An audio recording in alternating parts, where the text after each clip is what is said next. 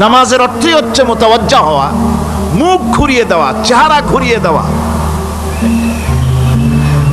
আর নামাজের আরেক অর্থ হচ্ছে নিকটবর্তী থেকে আরো নিকটবর্তী হওয়া।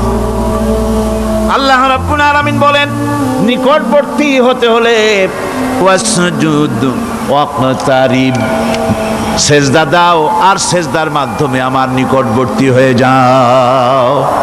সেজদা দিলেই আল্লাহর নিকটবর্তী হওয়া যায়। কোন সুবহানাল্লাহ। সাহাবী, আল্লাহ নবীর সাহাবী প্রশ্ন করেছেন, নবীজি বান্দা কখন আল্লাহর নিকটবর্তী হয়ে যায়? নবীজি বলেছেন, বান্দা যখন সেজদা দেয় তখন আল্লাহর বান্দার মাঝে কোনো হিজাব থাকে না, একদম আল্লাহ পাকের নিকটবর্তী হয়ে যায় বান্দা যখন সেজদায় পড়ে যায়।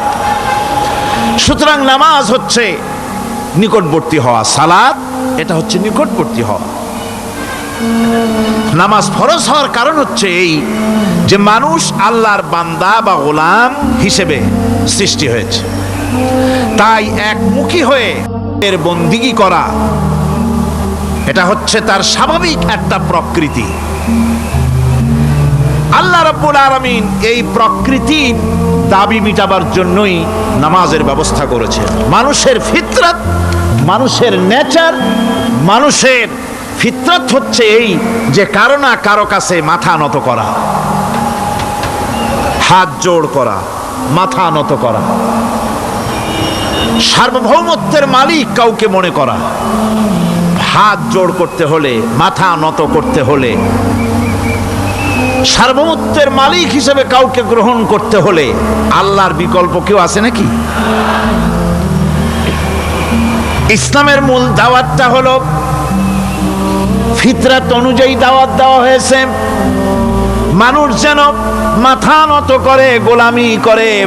এজন্য আল্লাহ রাব্বুল আলামিন বলেছেন যে আমি মানুষ এবং জিনকে সৃষ্টি করেছি, তার কারণটাই হলো মা খালাকতুল জিন্না ওয়াল ইনসা ইল্লা লিয়াবুদুন। মানুষ আর জিন জাতিকে সৃষ্টি করা হয়েছে ইবাদতের জন্য, গোলামির জন্য।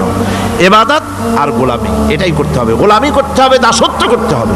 আর এই দাসত্ব, আল্লাহর আনুগত্যই গোলামির দাওয়াত দিয়েছেন দুনিয়ার সব নবীরা। কোন নবী বলেন নাই যে আমার গোলামি করো। কেউ বলেছেন? বলেন জোরে, কেউ বলেছেন?